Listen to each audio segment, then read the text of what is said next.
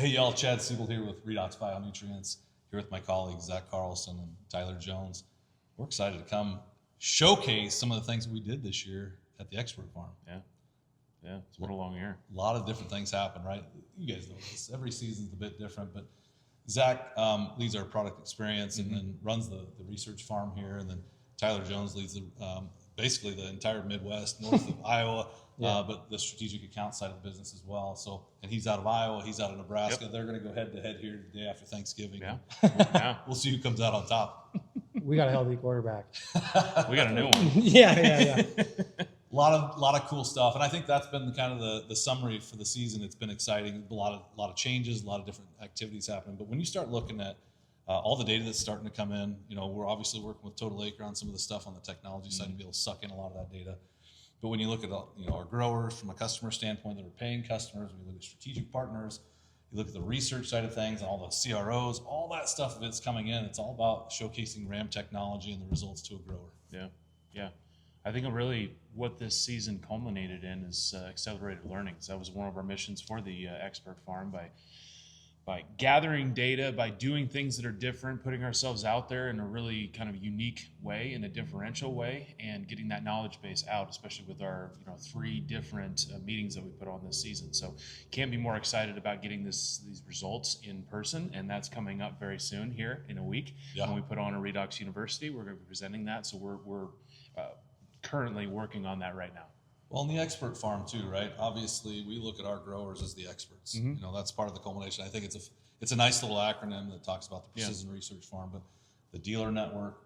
When we talk about our growers and showcasing how our growers go about their business, Tyler, second to none, right? If you start looking at the ability to take new technologies and put them in play, we like working with customers like that. We do, 100%. We're all about education and training, agronomy first focus here, right? So when we can do the right things, educate the market properly of our RAM technology and our product line, we really see some happy customers and some success at the end of the season.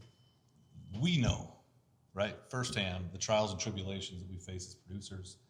We do like to talk about 4 different points, right? In this marketplace, there's really folks that look at different technology, spend in different ways, right? For different strokes, different folks. When we look at the economics, a lot of people are looking at the economics on there, whether it's fertility everything economics.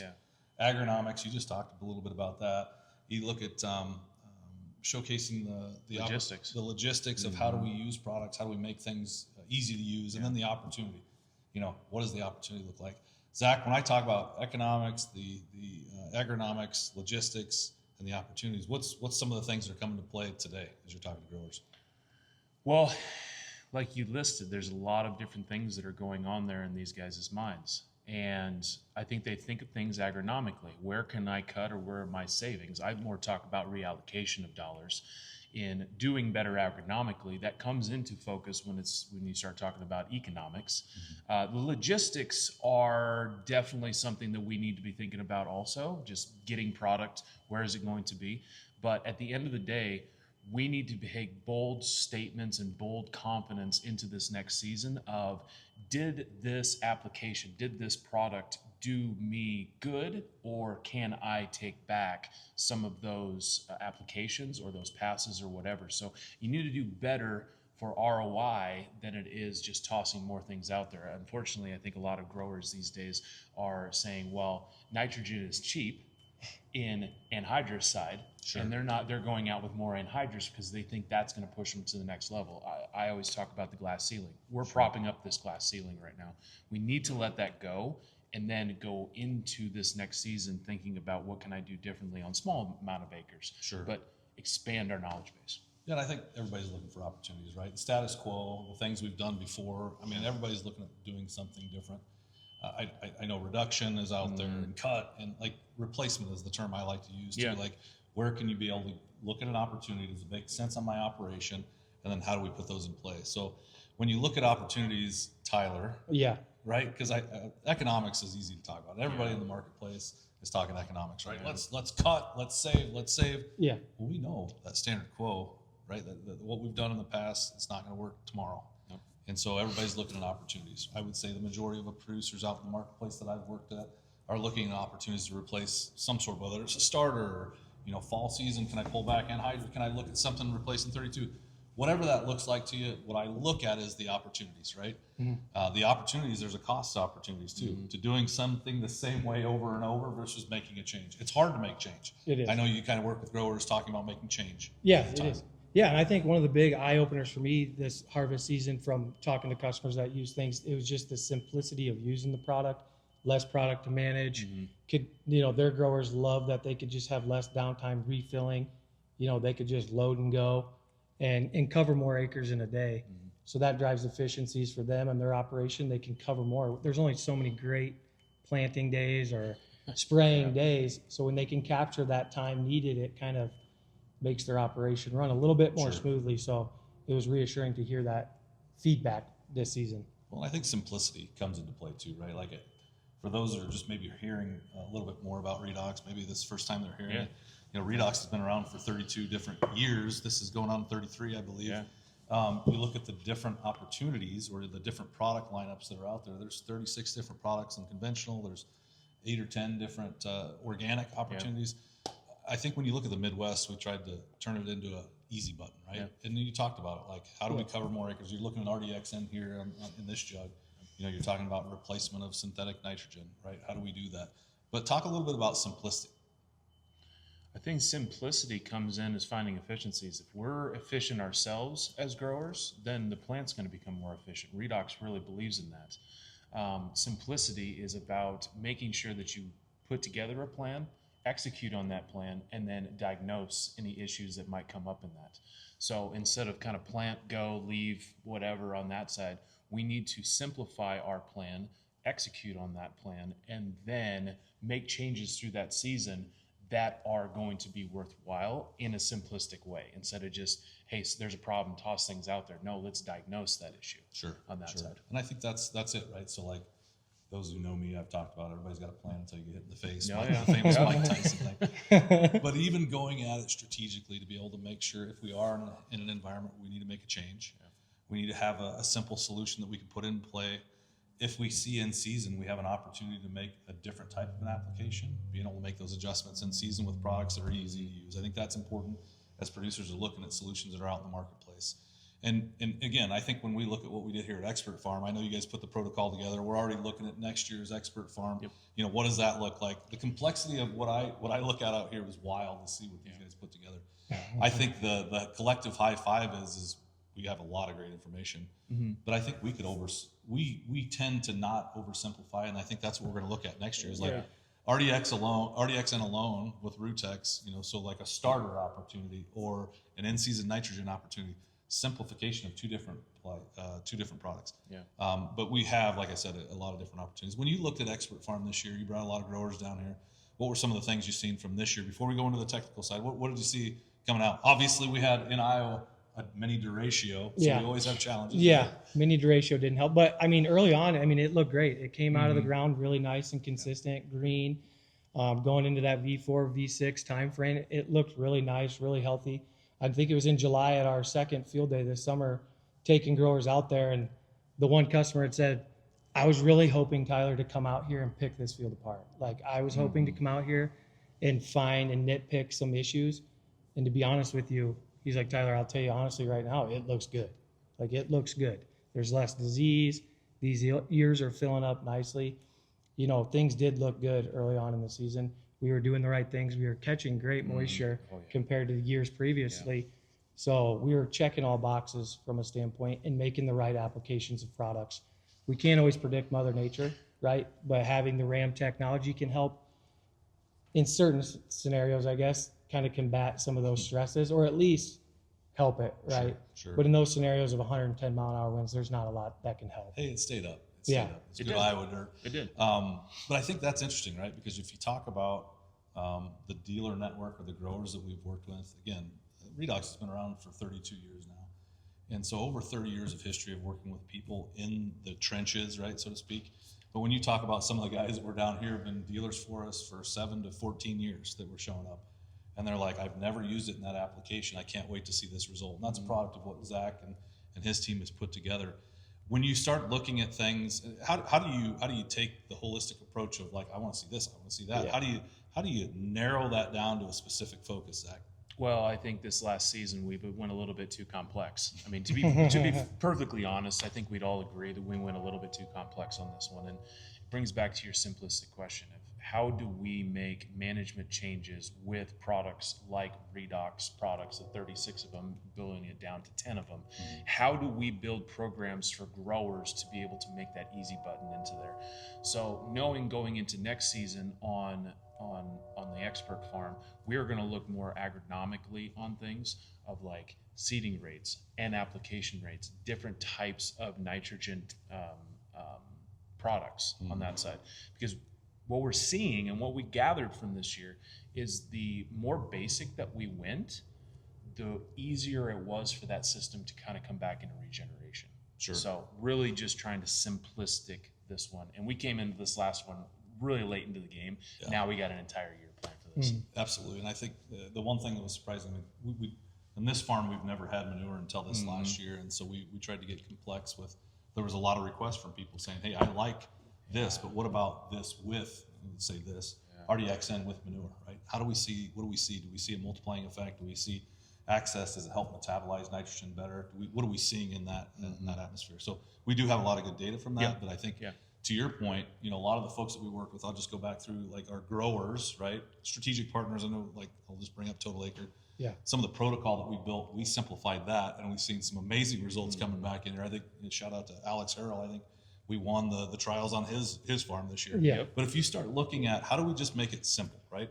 A pint per acre for 25 pounds of nitrogen, that's been done a lot of different times. But why does that work, Tyler? If we start looking at RDXN specifically, and a very simple approach, if we're replacing 20 to 25 pounds of nitrogen, RDXN with pint. Why do we like that? Yeah, we like it, one, because the cost of nitrogen right now and RDXN is less expensive, but two, so there's the economics. There's the economics part. Agronomics part, the redox active molecules inside of RDXN are going to help balance that nitrate nitrogen coming into the plant, right? To move that nitrogen through the nitrogen cycle more efficiently, kind of open up the plant's pathways to let nitrogen through, to utilize that nitrogen for production rather than trying to force nitrogen through a small pathway inside of a plant. So when we do that, we see better crop response, yield, quality, healthier ears, more bushels in the bin. And here's my very simplified version for guys like me. Energy, movement of energy, right? So what he just talked about was how do we take energy, move it into production versus stress management? That's what this product's doing. Yep. So nitrogen in general, right? That's great to talk about that. Fertility costs are high. But what happens if you can take the energy within a plant and move that energy into production versus mitigating stress? That's what happens most of the time, right? Yeah. And I think that's pretty cool. And I think that's what I think you coined this term is showcasing technology that yields. That's kind of what the Expert Farm's about. What are you excited about for next year, Zach? There's so many things inside of my brain. I think the biggest thing that I'm excited about is keeping the ball rolling, keeping the data flowing, and keeping it farmer grade. The reason why we did it Expert Farm, why we will continue to do Expert Farm, is to provide data farmer-based, farmer level, farmer just focused on this. Because when farmers win, we win. And if we win and farmers win, then all of the world, the agriculture works and everything starts regenerating itself. So Expert Farm in 2026, from the learnings that we had this season, is going to go back down to the basics. Re-looking at some of the things that we took kind of for granted. Sure.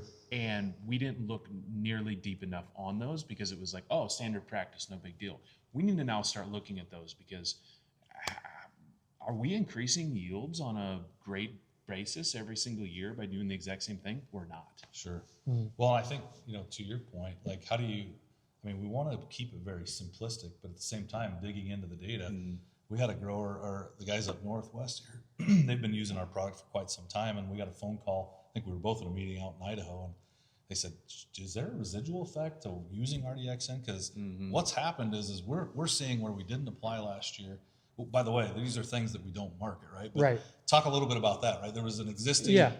Yeah, so they ran some RDXN on corn last year. They asked if there was a residual effect with RDXN still in the soil because they saw, a dramatic yield increase on their soybeans this season, and right where they put the RDXN last year, to the line, in their words. And the answer is no. It's not the molecules within RDXN, but they're seeing the response from a soil health benefit driven by RDXN and Redox active molecules. That's right. So I think that's an important thing to note too, Zach. So if we talk about that, right? Some people will say we need a soil applied. It's got to be soil health. It's all about, well, when we talk about capturing energy from the sun, right? Yeah. Most of soil health benefits come from what happens at the plant level, right? The root interaction between the soil. So when we start looking at that, we're applying less synthetic nitrogen in this particular case. What's happening is we're seeing healthier soils because we're not so rough on the microbial activity that's in the soil. So we're enhancing that environment. So I would synthesize that down by saying redox active molecules that are existing in the soil are enhanced. And you talk about microbiome, you talk about all the other different things within soil health. But I mean, anything else to add to that? No, and I think one thing that I want, and we're going to be sharing pretty darn soon, is one of the things that we're going to do on XPRT Farm this next season is go back to the exact same crop, the exact same field, where it was manured, where we were redox active molecules were at, and start regenerating those in multiple different nitrogen studies. We are going to go from the high side all the way down to 0 nitrogen. Sure. And we want to see how RDXN, how far we can go with it. Because I truly think, and what I'm seeing is the more that you take out, the better reaction it's going to have because that pipe is now clean. Pipes flow both ways in these plants. Sure. And we have to realize that if that pipe gets bigger and it gets stronger, the energy goes down, it comes back up in nutrients. That's the regeneration that happens there. I like it. Yeah, that makes sense to me in my mind too. And when we talk about technology, right, it's liquid, right? But there is the technology within this. It just so happens that the name redox is part of the technology, which is redox active molecules, and you all can Google that. When you start looking at redox potential, right? When I talk about RAM technology, which is redox active molecules, we're moving energy. So talk a little bit about that. High level now. I don't want you to go deep, High level, right? yeah. But when you're looking at moving energy, it's all about charge It is. balance. Yep. We're trying to balance the charges inside of the plant, right? To balance the homeostasis, 50% positive, 50% negative. Redox active molecules, when applied, can kind of, they'll either give an electron or they'll take it in, right? So they can help, regulate that charge imbalance within the plant so that it can continue to move energy in toward grain fill, kernel depth, weight, and essentially yield, bushels, right? Sure. And that's what we get paid on, rather than burning its energy to produce compounds to mitigate those charge imbalances and cause some stress. Well, I think that stress too, like, unfortunately, we as producers cause some of that stress, right? We do. And unfortunately, I think capacities and limitations have been met at certain nutrients. Like if I were to draw a big circle with like NPK, right? Yeah. So like traditional nutrients, probably our ability to kind of get better at that, we've probably hit our cap, if I'm being honest. And so if we are in balance, right, we can unlock this secondary metabolic pathway that starts to help us unlock some of these nutrients. Maybe talk a little bit more about that. I know it's a little bit deeper dive than what he just talked about, but I mean, now all of a sudden you talk about we can use less nutrients and we can make things more available to plants. That doesn't make sense. It all goes back to flow, and it all goes back to the connection between the plant and the soil and being able to have and that root system that's there. So if we energize and we have more redox potential or energy being forced down or allowed to be forced down into the soil, and that microbiome to start activating itself, that is the best connection that we have in nature right there. So once that happens, we are able to energize what nature has been doing for a lot longer than we've been here. Sure. So those microbes there, they are working. Right. Once that happens, then the flow starts going and that pipe is cleaned out, like I said. That's where we start seeing our massive gains. So we are doing some of the worst things to these crops by trying to push the potential, but we've hit that glass ceiling. Yeah, and I think, something that John Kelly and Darren both talk about, and you brought up redox universities that are coming up. I think there's one in Lincoln. This will date this, but in Lincoln and in Indianapolis here in the next couple of weeks. But if you look at the amount of energy that's wasted based off of just nitrogen use, 80% of the imbalance or negative charge that happens within a plant comes from too much nitrogen. Yeah. And so imagine that. If we can, we talk about chasing ratios all the time, right? And obviously, growers, you've done Malix, you've done soil testing, you've done all these different things. But if you're chasing ratios, your P to Z's, and you're applying this, and now all of a sudden it's doing this, and we're always chasing, right? But again, redox active molecules, being able to actually balance out the charge in the plants. You talked about homeostasis. If the plant is in that situation where it's actually fully optimized, it can actually do some amazing things, pulling up nutrients that maybe necessarily are not available in other situations. Tyler, when you look at next season, we just talked a little bit about Expert Farm, and I know we've kind of dove into some technology. I know you're a soybean guy. We talk about corn all the time, right? Yeah, but some of the soybeans here, we higher pH ground, right? We seen some calcium issues. We made some application with a calcium product called Mainstay SI. Yeah. Some of the cool results here, even though we had wild ratio winds, our soybean yields here were pretty impressive. Yeah, they were very attractive. I mean, the best response in ROI we had was when we made a three product approach application. Yeah. With Mainstay SI, Supreme, and what was the third one? Triplex Micro. Just making sure that plant has the molecules it needs to move things efficiently, and coming in with some nutrients foliar with it. It really helped drive the success on our soybeans down here this year. And I think the ROI was like 3 to 1. I think it was one application. And it was three products. products in one application, and it was I don't know, $90 return on investment there. It was very large. Yeah. So that was interesting. Yeah, a lot of flowering. Again, it was my eyes, right? Were a little bit different, but too, the flowering. When you just timing and some of the different things that we've seen this year, maybe didn't seem advantageous. They lodged a little bit because of They did. We lost some top end yield for sure. But I think a lot of times we as producers kind of forget that soybeans are another crop that are some opportunities for us out there. When you look at holistically, Expert Farm next season, obviously we're excited about next season already. We barely got it out of the ground. I was just in Kentucky. These guys are still harvesting soybeans. 4 days ago we were done. Yeah. It's nuts, right? Yeah. So it's for guys that maybe can come up for air once they're getting all of the combine blown off and put away for winter. Again, we've got a couple different meetings coming up here next week. I'd love to get you out, learn a little bit more about what Redox is doing and how we're doing it differently. I know you're going to lead the one in Lincoln. Yep. You guys both are. Where's that at? What's it look like? Yeah, Lincoln, Nebraska, downtown, Marriott Courtyard. It's going to be an entire day, 8 to 5 event. And Darren Moon is going to be there, John Kelly, Dr. Giff, that's there, a leader in the biostimulant side. We want to give agronomic knowledge to growers so that they feel more empowered to whoever their trusted advisor is. But we want them to know that we are going to be along the ride with them, Sure. of answering any questions that they may have on any biostimulants, biologicals, anything along those lines. We want to give them the knowledge to do that. And we think by doing that, we are able to create a greater connection in the agricultural space. Yeah, and this isn't I wouldn't call it a product highlight meeting. No. It's in both meetings. If you're in Indianapolis area, I think there's guys kind of pulling in that 3-hour radius, probably the same thing in Lincoln. But there's CUEs or CEUs. In Indy for sure, there's 5.5. So they've recognized it as access to information to growers and dealers. And I think that's an educational background for those of you that are CCAs, that that they don't just give those things away. I'd encourage you to come out. Indy, for the folks who are going to come see Amy in Indianapolis, she says the Indy meeting is going to be better than Lincoln. I don't know, man. Good luck. And for these guys to both be in Lincoln, a Hawkeye fan and the Husker Nation a week ahead of where they play the hero game. We're putting a lot of differences apart at that point. Yeah. These guys are assuming everybody knows what the hero game is. The Iowa Hawkeyes play the Cornhuskers, and that's this new rivalry within the last couple of years. It's not like the SEC. For the guys that are down in the SEC country, those are big rivalries. Yeah. Big Ten, Nebraska, Hawkeye. I think you guys both have winning records this year, right? Yeah. Okay, so there's a positive. And you've got a quarterback, maybe, so we'll see how it plays out. Yeah. But we're excited, guys. There's a lot of stuff going on. We just wanted to come out and kind of give you a few different highlights. Yeah. Obviously, probably by the end of the year, you'll have a lot of the data synthesized and available. I know some of it's starting to become available now. Yep. We got a powerhouse that with John Parrish that is amazing with data. I've never seen any kind of data like he puts together. So it's going to be really nice. Access online, how do they get access to more information?